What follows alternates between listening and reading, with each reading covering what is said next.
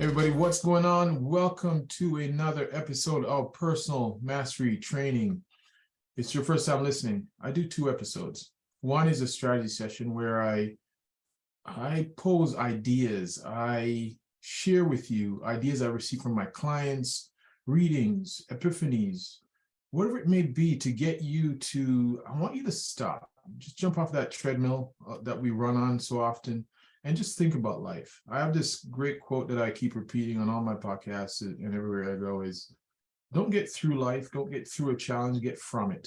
Because when you can get from it, the next time you meet it, and you surely will, you'll get through it so much easier and you'll get lessons from it. So that's the strategy podcast, because the thing is, no one gave us a user's manual to our brain. And our guest today is going to reveal exactly that. So what we want to do is we want to learn. I think it's a great journey to spend our entire life learning that three-pronged mass, how to control it. Because when you control the enemy within, there's zero enemies outside of yourself. So the second podcast I do, which is today, Masterclass, I look for people who are in the arena. Are they perfect? No, not everyone. No one has it perfect, but these people are in the arena and they are doing their game at the highest level, and they leave clues. Success leaves clues, and we want to pick their brains. I'm going to do my best to pick their brains on this interview, but I want you to also get your journal out and grab any ideas that I may have missed, and that is a true mark of mastery. All right, so today, our return guest, and I wanted to get him on here. I'd love to get him on. We're having some conversation about on a regular basis, whatever that might mean, just to share his deep knowledge, practical knowledge, and knowledge he's also learned, technical knowledge. All right, let me tell you, here we are. Chukky Okobi, an 8-year alumni of the NFL and a Super Bowl winner in his hometown Pittsburgh Steelers. Chukky is an emotional intelligence specialist and an integrative psychology professional. Using his psychology expertise, not only as a motivational keynote speaker, leadership trainer, and as an executive mindset coach for entrepreneurs, business executive, professional athlete, through sharing insight into his own professional journey in business and sports, Chukky shares his experience of world-class career success to guide other ambitious professionals to take full control of their mental faculties, develop greater emotional discipline, and access their untapped inherent talents to elevate their abilities and results in their companies, their careers, and in life overall. His passion is helping professionals realize that success is simple. And I love this. He says this quite often: if you know the basic instructions of mind mastery. How perfect. All right, so Chukky, welcome to the show, my man. How you doing? Aloha, every day above ground. It's a reason for celebration, is it not? Love it, absolutely. So Chukky, let's go back. There's so much to dig in with you. Let's go back and start with, before you discovered this idea of mastery, so you discovered that you even needed a mindset checkup. Where were you at? And how did you get where you are now? Well, where I started getting into the psychological aspect of athletic performance started when I was a college athlete. Now, coming out of high school, I was not a highly recruited athlete. I only had one scholarship offer. And so I got a scholarship offer to Purdue University, which is nothing to complain about. It's a Big Ten school. Besides, I could only play for one team at a time. So I felt really grateful that I had the opportunity. Then after my first year in 1996, the only coach in America that gave me this opportunity to play college football under scholarship, he resigned, and I freaked out. See, when I was about 7, my parents split up, my dad left, and a lot of times when we're holding on to emotional experiences like that, you could have, recurrences of that trauma come back emotionally. And so I had a similar situation when, coach left. It was like a father figure leaving again. Right. And, it was really difficult. I had a couple weeks where I was hiding in the bathroom stall in my dorm, crying inside, really feeling bad for myself. But you get to a point where it's like, okay, this can't be life now. I'm still 18. I'm 18 years old. I'm still registered at this institution. I'm still on this football team. My dreams of playing professional were still alive. So I had to find an advantage, something that was going to help me elevate my game as an athlete and separate myself from my peers. Now you're talking about college football, Big Ten, so Michigan, Ohio State, Wisconsin, and everybody, all my teammates, everybody on every team is preparing physically to play football. So I knew that I was doing the same thing that wasn't going to separate me. I needed something more. And so I went to this used bookstore on campus and not knowing exactly what I was looking for. But as soon as I walked in, it was like the title of the book just jumped off the shelf at me. And the title of this book is The Secret of Creating Your Future by Dr. Tad James. And so I remember thinking, the secret of creating my future, this is exactly what I need. So I grabbed the book, sat down on the dirty hardwood floor, and just went deeper into it. And after about 15 minutes of reading, I put the book down and I realized I had no clue what this guy was talking about. I said, maybe this isn't what I need. So I started to get up to get another book, but I felt stuck. It was like the title of the book was glowing. It was looking at me, The Secret of Creating Your Future. I thought, I got to know this secret. So I grabbed the book and just sat back down, went deeper into it until it all made sense. Now, what this book was about was neurolinguistics and communication with yourself. What he was saying is effective communication with self is the secret to creating your future. And so I first learned this in the context of wanting to be a better football player. And, needless to say, after being a 4-year starter at a Big Ten school, winning a Big Ten championship and getting drafted and winning the Super Bowl, I think what Dr. Tad James was talking about, I think it worked. I think it worked. Absolutely. So that's where it all really started. Now, we hear stories about former athletes having, mental and emotional challenges when they're done playing. And, I'm human too. And so I'm not that different. And so after I was done playing in the NFL, I went through a number of difficult years and I decided to go back to strategies that help me find success. And that's where I turned my attention back to neurolinguistics and really went deeper into it, learning more about esoteric and native cultures, specifically the ancient Hawaiian culture, and really how they related themselves to the laws of nature and how that helped them to gain a sense of control over self and to create an experience, human life experience that felt just right. You felt balanced, in harmony with yourself inside and with everybody and everyone in your environment. And so that's a lot of what I take a lot of those learnings and use them now in my practice as a speaker and a coach, creating what I've called the basic instructions of mind mastery, really taking these integrative psychology principles and the esoteric nature of the shamanistic practices of ancient Hawaii and putting them into what I call NFL, normal functioning language, making it very easy to digest and even easier to apply within your career, within your life, to get whatever results it is that you're looking for. Love it.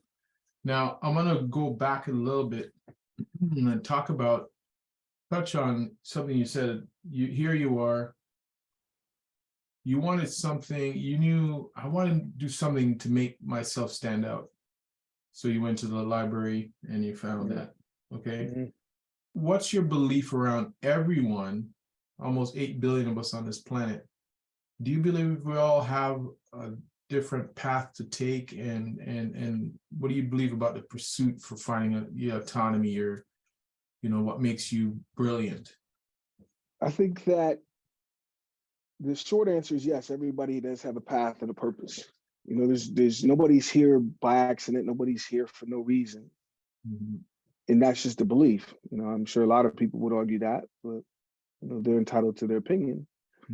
The pursuit of happiness, if you will, the pursuit of life, harmony, balance, and creating meaning to everything you do every day it all goes back to understanding the emotional aspect of who we are.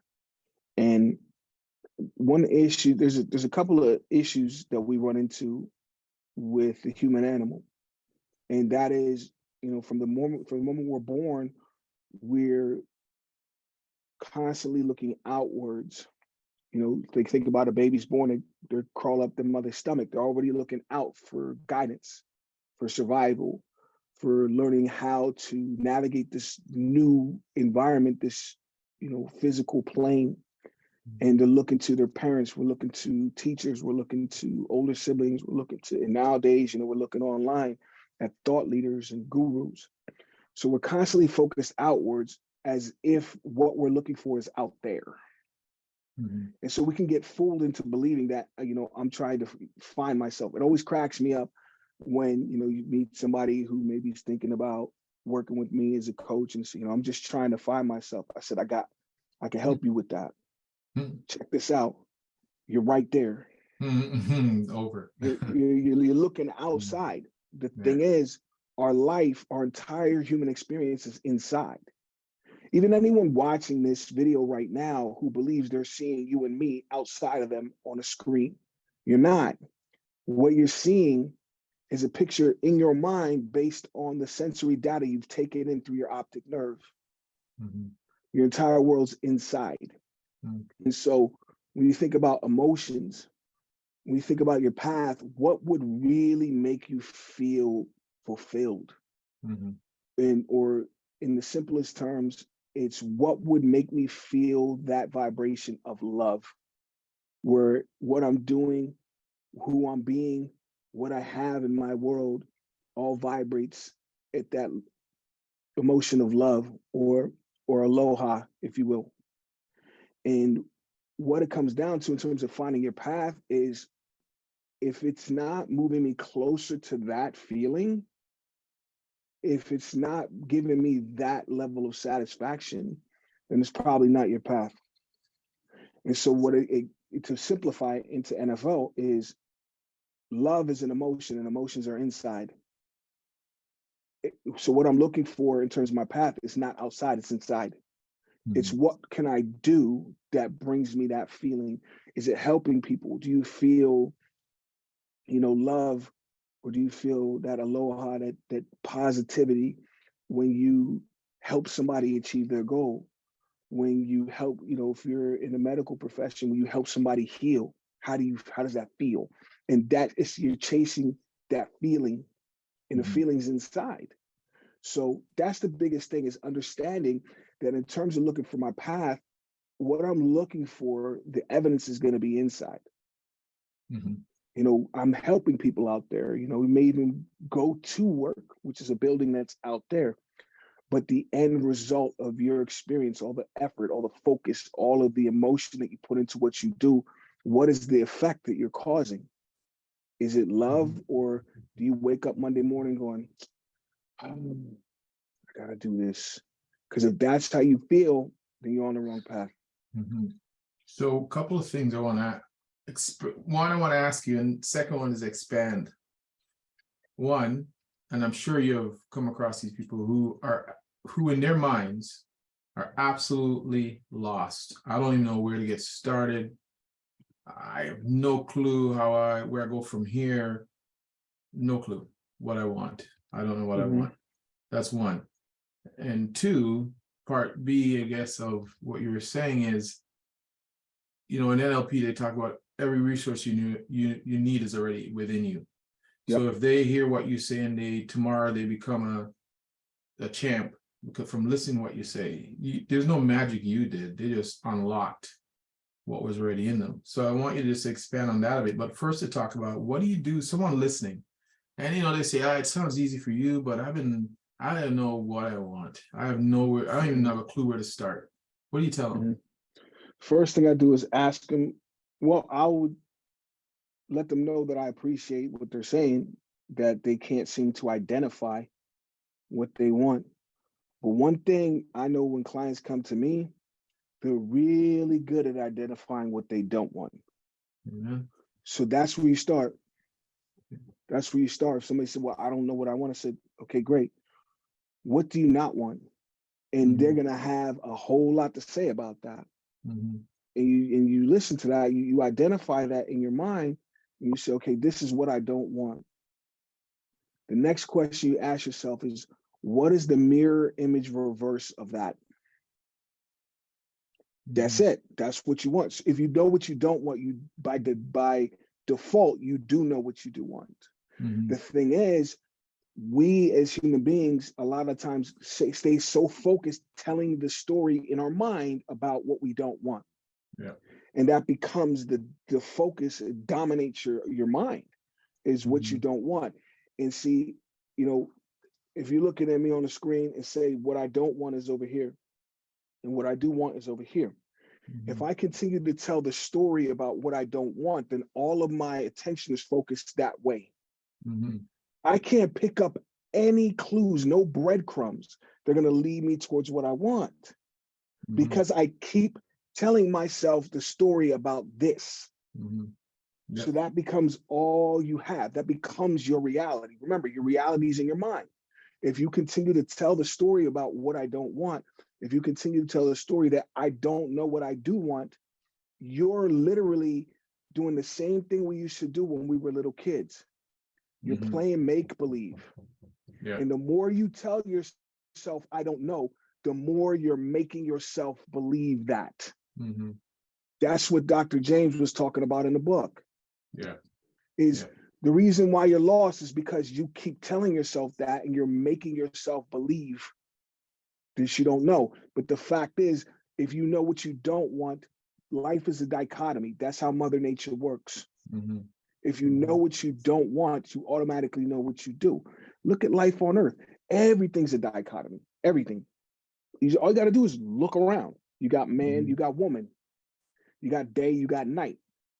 You got hot, you got cold. I can't even make sense of the color white without black to compare. You can't know what you don't want if you don't know what you do want. They come together. Yeah. The individual is just focused on this side of the dichotomy, and they keep telling this story, and it makes them believe this is true. That's what I call a truth trap. It's a truth trap, because what happens is we begin to believe, because we're listening to that story over and over in our minds, it's playing in the background in everything we do. We start to believe that that's the soundtrack to life, that that's the truth. Thoughts are not truths. Thoughts are just thoughts.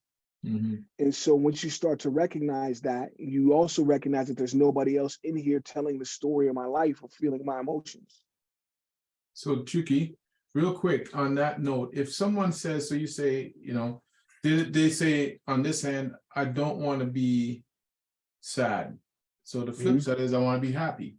Yep. Now let's talk to me now about happy so vague. Is that too vague of a flip to even get them going anywhere? No, it's actually perfect. The more general it is, the better. In the beginning, you're gonna need to get specific, but here's the thing: is identify the emotion, the feeling, identify the feeling, and then once you have a picture of that feeling, the next question is, what can I do that makes me feel like this? Okay. Now we're getting somewhere. You got to identify the feeling that you're looking for first, because you've already identified the feeling you don't want. Yeah. So whatever the opposite of that, what would you like to replace this with? Happiness. Okay. Who can I be? What can I do so that I have happiness? And that's when you start to get more specific. So you see what I mean? Like starting, you know, chunked up actually helps. And then you can start to get more and more specific. And once you find that thing that brings you that vibration, that happiness, that aloha, you found your path. Love it. Love it. I'm gonna dovetail to this idea of bringing in, you often refer to Pono and the Hawaiian culture. How do you blend that in with your coaching? How does that all kind of come together and be effective? Well, the biggest thing is, you know, we live in the westernized world, and, you know, that's not good. It's not bad. It's just where we are at right now as a global society. The thing is, before westernization of the world, there were native cultures on every continent that existed for thousands and thousands of generations. And so what that tells me is that those people know something about human life. And so they may use different language. They may, have different customs, but they're human, no different than you and me today. And so that's where the idea of simplifying things into basic instructions or normal functioning language is taking those esoteric and shamanistic learnings and explaining it in a way that is impossible to misunderstand.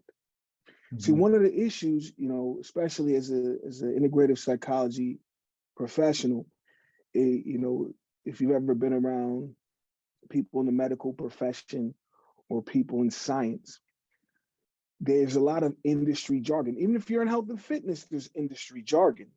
Recognize that when I'm communicating with people outside of my field, I can't talk like that. So I could use a lot of different Hawaiian words, but when I'm coaching, that's not how I explain it, because they're not going to understand it. If I speak English and my coach, learns something from his grandmother who speaks Spanish, he's not going to tell me verbatim what she said. Yeah. But he's going to be able to explain the value of what she imparted on him and explain it in language that I can't misunderstand, English.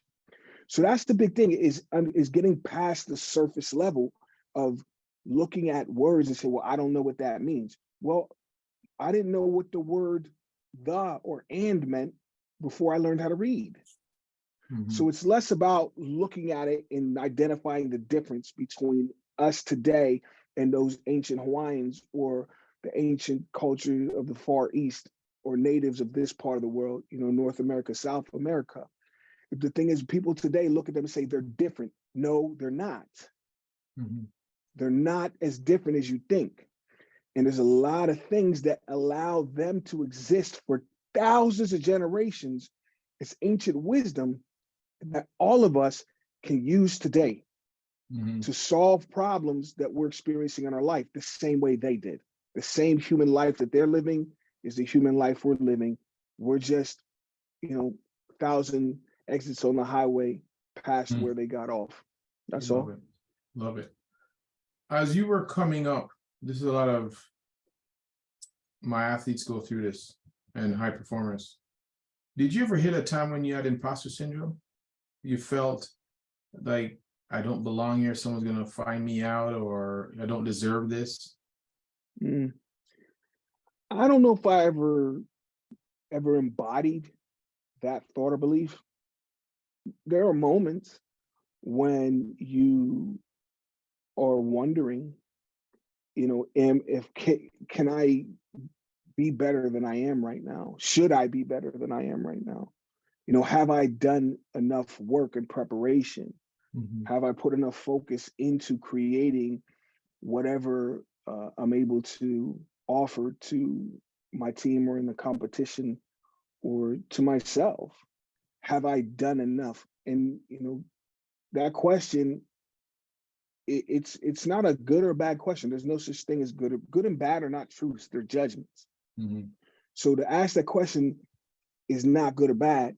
It's just recognizing that if I continue to question myself, I'm going to make myself believe I'm not good enough. Imposter syndrome is self-inflicted. It's self-inflicted. There's nothing that out there that's telling you that you don't belong. If you are a bodybuilder, right, and you qualified for Mr. Olympia, what other evidence do you need? Why are you telling a story contrary to the evidence you're getting from outside? Which is what you said you wanted. Exactly. So it's simply about recognizing that every word, every thought is a prayer.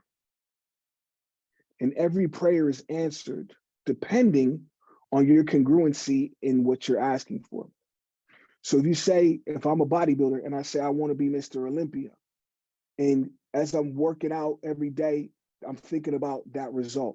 As I'm, preparing my meals for the week, I'm thinking about that result. When I'm going to bed at night, making sure I get enough hours of sleep, taking supplements, taking magnesium, making sure my body heals, I have that thought. When it shows up, why are you surprised? Mm-hmm. This is the prayer that you put out there. And the Mother Nature answered you. It's cause and effect. Mm-hmm. It's straight cause and effect. What we do is we start to misinterpret our own negative emotions. So if you're feeling doubt, doubt is the subset of fear. And what story am I telling about that feeling? What story, what labels do I put on it? Because emotions don't mean anything until I put words to it. Mm-hmm. Like most people don't recognize that physiologically, the feeling of anxiety and the feeling of excitement are exactly the same.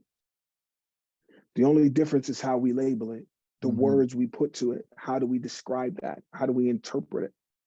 And so we have that negative feeling of, do I belong here? If I keep asking that question, I'm going to make myself believe that I don't. Mm-hmm. And so it's about learning to be in the moment and recognize that I wouldn't be here in this dressing room if I didn't first of all believe I could do it, take the actions that would lead to this result, and maintain my focus for as long as I needed to qualify. I like that story. Mm-hmm. Why would I tell a different one? Yeah, And you know what I mean? I was gonna say it's amazing though that that's logical. You're saying that, and some people can even see it, say it, but somehow they still feel that the story is so strong. They still know they've got degrees on the wall, they've put in the work, but somehow at that level, they just keep having that. They keep having that narrative running. The story's only strong because they made it strong by repeating it. The same way they made themselves strong by repeating this. There you go. It's the same principle. If you keep telling the story, it's going to get stronger. Yeah. And so that's the biggest thing, is recognizing there's nobody else in your mind narrating your life but you. Oh, say that again. That's the one. There's nobody in your mind narrating your life but you. Okay. You're in control of the story. If you don't take control of the story, then you're choosing to be less. You're choosing it. And the thing is, this is a lot of times I tell clients this basic instructions. If I hear a story in my mind about me or my circumstance that I do not like, do not tell it more than once. Mm-hmm. Once you don't fight against it, recognize it, acknowledge it, then take control. So again, I hear a story that I don't like. What's the opposite? Tell that story until you've made yourself believe it. It works both ways. If you continue to feed the unconscious mind, whatever you feed it, that's how it's going to operate. So if I continue to talk to myself, talk to my unconscious mind and talk about what I don't want, the unconscious mind, that instinctual, animalistic, the mammal part of who we are, is very simple. So it doesn't understand words like don't. So if I say to myself, I don't want, all it heard is I want. And you're going to continue to find evidence consistent with what you don't want because you haven't learned to effectively communicate with yourself. So it's like, imagine your unconscious mind is your best friend, like your dog. And every time you think about what you don't want, it's like you're showing the dog a picture of what you don't want. And so when a dog will bring you a gift, like a dead bird or something you don't want, but it's bringing it to you because it loves you. Yeah. So brings you this dirty stick. You hope it's dirt on the stick. Hmm. And you say, I know he gave me this because he loves me, but I don't want it. So you say to the dog, hey boy, thank you. I love you too, but I don't want this. And I throw it. What's the dog gonna do? Go chase after it and bring it back. Yeah. And I said, no, you silly dog. I love you so much, but I don't want this. And I throw it. And he thinks it's a game. And this is why people wonder why the same problem keeps coming back. It's you. It's you. Yeah. And the thing is, if I tell the dog what I don't want, he's going to chase it. Yeah. If I tell the dog what I do want, he's going to chase it. Basic instructions. So it's up to me to control the narrative. I have to control the story I'm feeding to myself, because that's going to dictate how I interpret everything in my world. So going back to the Mr. Olympia example, if I'm sitting here telling a story to myself, I don't belong here, all of a sudden in the other contestants, I'm going to notice where I believe they're more developed than me. There you go. But what came first was the story. Then I found evidence to corroborate my story. But if you just focus on your best attributes, then those things don't matter. And your energy, when you step on that stage, it's going to look completely different to those judges, because you're vibrating different. Your level of confidence, it's unspoken. They can't necessarily pinpoint it by looking at your tricep or looking at your abs, but they can feel it. Yeah.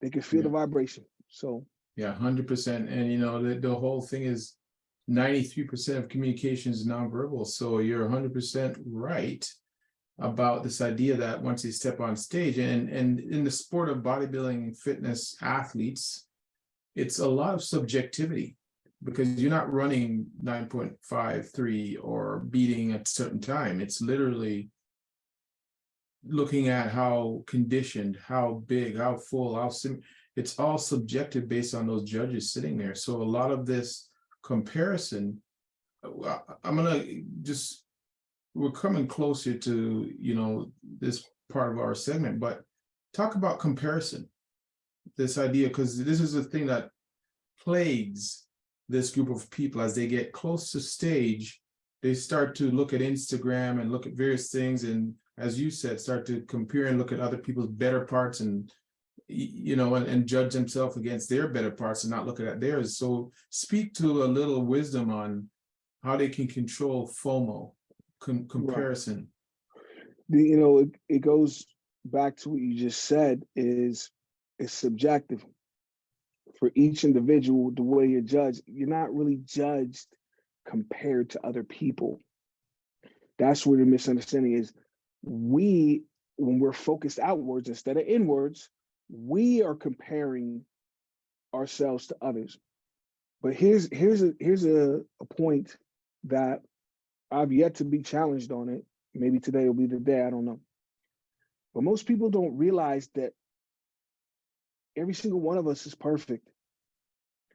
And just follow my logic. You have a father, and a lot of people, you may have the same name, you may look like him, you may even have the same profession, but he's not you. He wasn't there. He wasn't sitting in your seat on that first day of school. He wasn't the one that walked across that stage and grabbed that diploma. That was your experience. He never had your experience. He's never felt your joy. He's never felt your pain. If you have a son, he may imitate you in every which way. He has the same name. He looks the same. He wants to be just like you, but he's not you. He's on his own journey down the yellow brick road. Yeah. Each and every one of us, every thought, every opinion, every emotion, every experience you have is a virgin experience on planet Earth that's never happened before in human history, and will never happen again. So with that being said, you're comparing yourself to what? You've never existed. And so when you talk about in the context of, you know, physical fitness, it goes back to not who has the bigger tricep or the bigger quad. It's who's put themselves together in the most harmonious, balanced, and symmetrical way possible for them. Mm-hmm. If you continue to look outside, to look for something's better, you're gonna make yourself right. They're better. And then your vibration's different. You're up there doubting yourself in front of these judges. And it may be so close between you and the other person that that feeling of confidence may be the difference in who they choose. Amen. 100%. So that's it. 100%. I would only tell the story of what I want, because Mm-hmm. the dog's gonna go get that.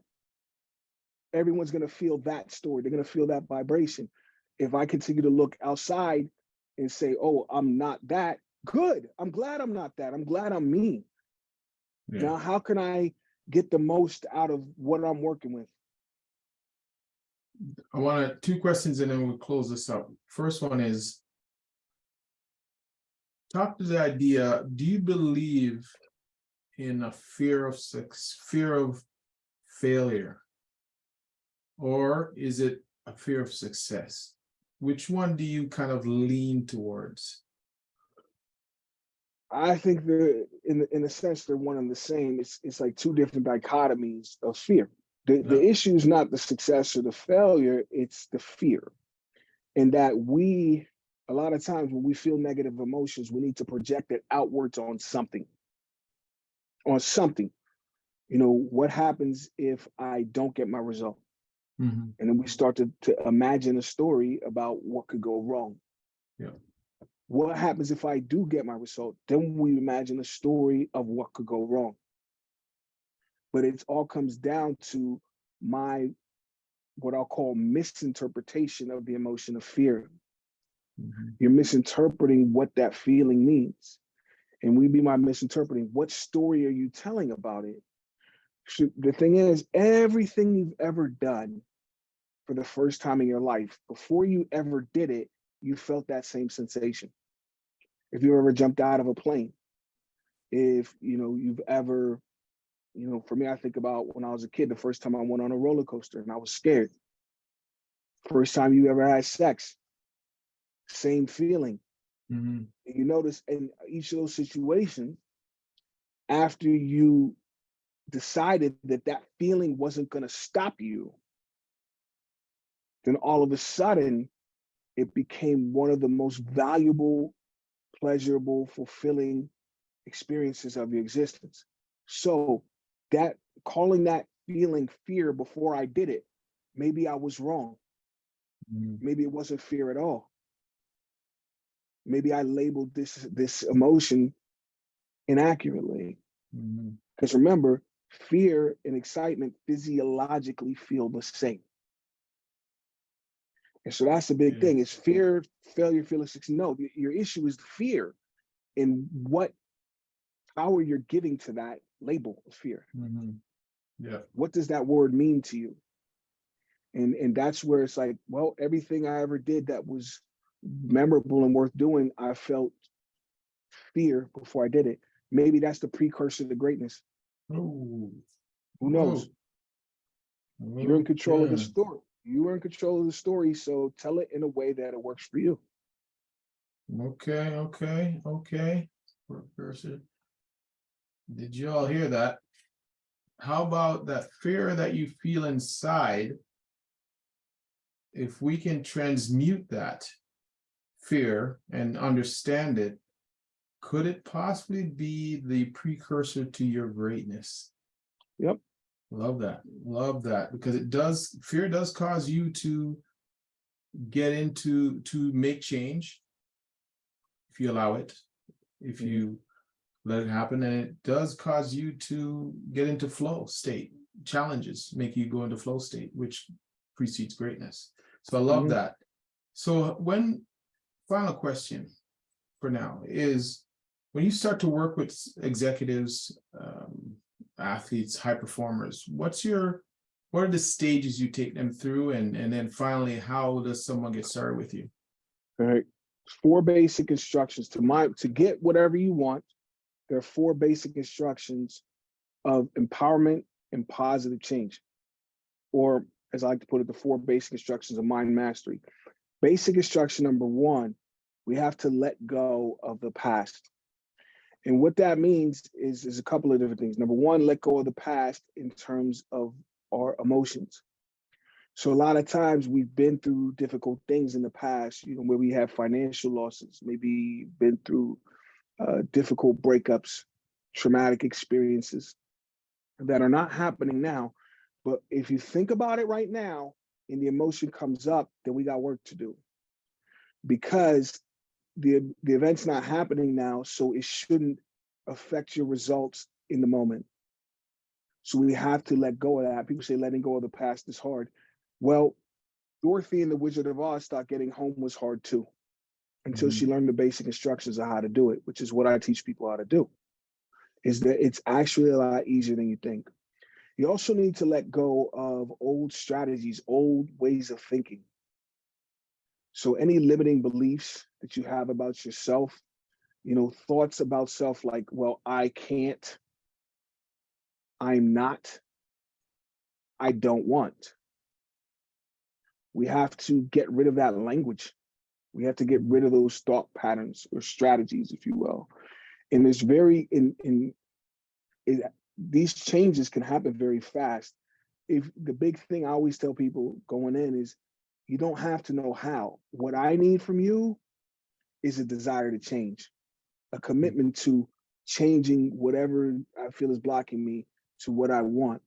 Then we work together to get us to that place. What I am is a mental and emotional GPS system. It's like, if you know you want to go somewhere, but you don't know how. Well, let me give you the quickest and most direct route in here and in here. Just like the GPS gives you that direction out here. So basic instruction number 1, we've got to clean out anything that doesn't feel good, any story that doesn't sound good, any emotion doesn't, it's all got to go. That way you're thinking clearly. Then basic instruction number 2, now you decide your specific desired result. What do I want? Now that I got rid of what I don't want, what do I want instead? And now that you're not thinking through the fear, because you let that go, you don't believe that you can't or you're not good enough, because we let that go. Now is when you want to decide. You don't want those things influencing your desired goal. Because if I don't let go of the fear, then instead of setting my goal up here, which would give me that true feeling of satisfaction, the fear makes me set the bar here. And I've seen this happen time and time again. What happens is you're going to hit this goal and now you're going to pile disappointment on top of it, because it's not what you really wanted. So you let go of the past, then you could think clearly, you feel free, you feel light, you feel good. Now you decide in that emotional vibration, what do I want? It goes back to what we started. Now that I'm not feeling fear, I can connect to that feeling of love and happiness, and let my decision as to where I'm going come through that, not getting away from this. So once we let go of the past, we're feeling light, we're feeling good, we know exactly what we want. Basic instruction 1 and 2. Now, basic instruction number 3, take the actions necessary to bring me to my desired result. And the thing about the basic instructions, so we're on number 3 now, is it's like a recipe. You have to do them in order. If you were baking a cake, you wouldn't start at the 3rd step. You'd have to go 1, 2, 3, 4. So we let go of the past. We're feeling like we're feeling free. I'm feeling happiness. I'm feeling love. I'm feeling pono. Now I decide what I want, because now that decision is consistent with this feeling. Now that I know what I want, it's easy to determine what the necessary actions are. If I don't know what I want the end result to be, why am I taking action when I don't even know where I'm going? And so that's where this is really basic. It's like, you got to know what you want. Then it's easy to come up with an action plan. So what I'm going to do, think about, getting in better shape. I want to lose 25 pounds, or I want to gain 15 pounds. It's going to be different actions. So that's it. Let go of the past, then decide what you want, take the necessary actions to get it. All that's left is basic instruction number 4. Basic instruction number 4 is focus until. And a lot of people will ask or wonder, well, focus until what? Focus until that desired result is your reality.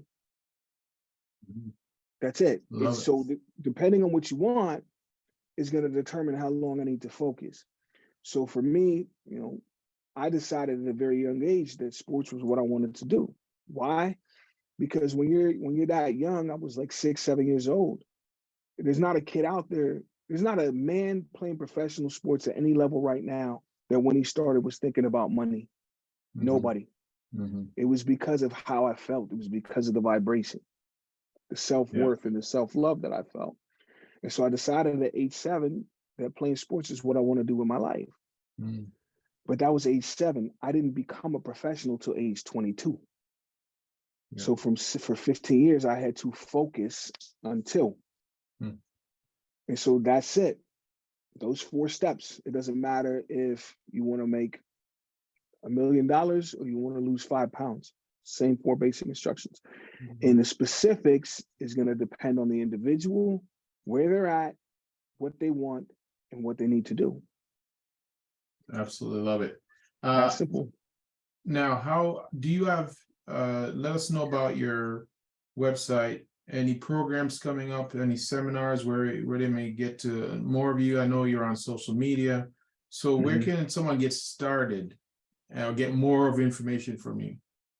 The best place to go is to the website, which is chukkyokobi.com, ChukkYOKOBI. If that's, a challenge for someone to remember, the redirect is basicinstructions.com. That'll take you to the same website. Then, if you go to any social media and put in my first name, ChukkY, basics, BASICS. So Twitter, Instagram. If you go to Facebook, it's Chukky Basics is gonna take you to me. Plus, my name is spelled pretty uniquely. So there's not a ton of other people with the same name, and so I'm pretty easy to find. And as far as different programs and whatnot, the best way to work with me is the people who are serious about reaching what I call that Super Bowl level of success. If you're just looking to, if it's a coach who's I just need to get a client, like that's not big. Like I'm talking about the people who want to achieve that same kind of success, that Super Bowl level. It doesn't have to be sports. And so like, even when I won the Super Bowl, somebody asked me the other day, it's like, you were born in Pittsburgh, you were drafted by the Steelers, and you won the Super Bowl. That's amazing. I always wondered what that would feel like for me to win the Super Bowl. I bet that feels spectacular. You're right. It does feel spectacular, but it's a feeling you already know deep down, a feeling you're intimately familiar with. I mean, we all have memories, so just go back in your own memory and remember those moments back then that gave you those butterflies, that feeling of excitement in your stomach, the moments that made your pulse race, your breath shallow, you hear your heart beating in your ears. You see those things now, things that took you to levels of pleasure, fulfillment, satisfaction, and excitement that feels so right, it almost feels wrong. Now, if you can imagine a memory just like that, you know exactly what it feels like to win the Super Bowl. So when I mean that Super Bowl level result, it got nothing to do with football. As you think of that feeling, what I want you to do is ask yourself, imagine if my marriage felt like that. Imagine if my business or my career felt like that. Imagine if I felt that way about myself as a father. That's what we're talking about. And so as I'm developing more programs that are coming out later this year, right now, the best thing you could do is, if you're serious, if there's the imposter syndrome, if there's doubt, if there's traumatic experiences that you have made yourself believe I can't get over, I can show you it's as easy as clicking 3 times and going back to Kansas. You just need the basic instructions of how to do it. And so it's like, imagine, like, think about this. When's the last time you had to consciously think about all the steps it takes to drive a car or operate an automobile? You don't think about that. No. But we all have memories. So just go back to when you were a teenager, the very first time. Exactly. Yeah. And you didn't know the basic instructions of how to do it.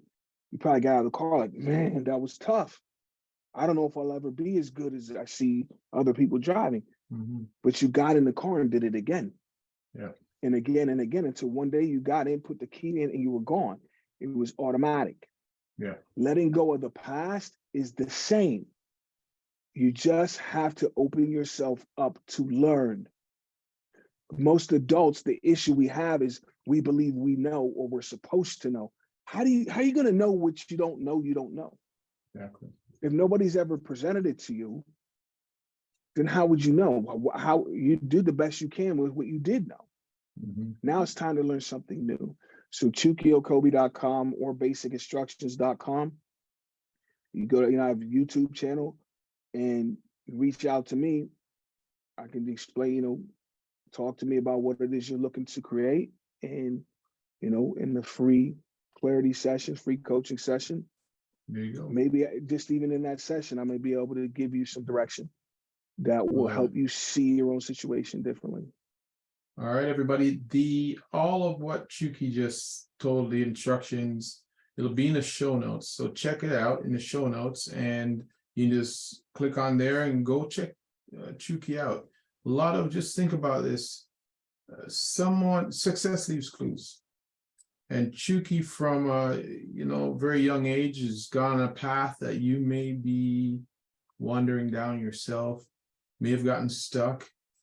And what if somebody could give you the key to unlock and get that feeling that he's talking about that's there inside of you already, just to unlock that and finally touch the stage, touch the Olympia, be in the middle when they put your hand up. Yeah, let us know. We can help you. The instructions are there, and all you need is I love it. All you need is the basic instructions, as Chukky said. So check him out. Chukky, thank you, man. I appreciate you popping on here. Gonna get you on again because I want to talk to you about the courage. So once I have the 4 pillars of mastery that I talk about.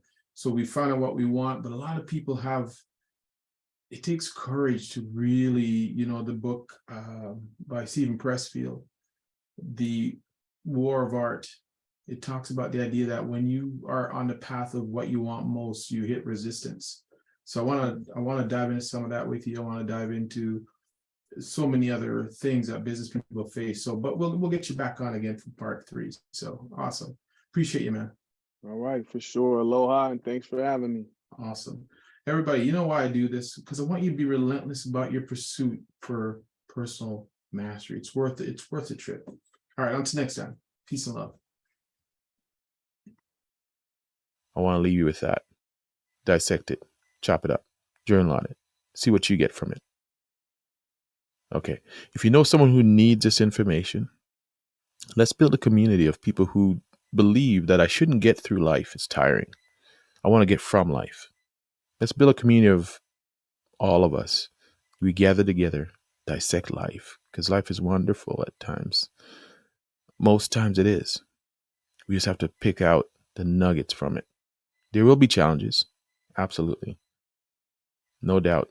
This is not Pollyanna, but this is realizing that in every challenge, there's something from it that you can get.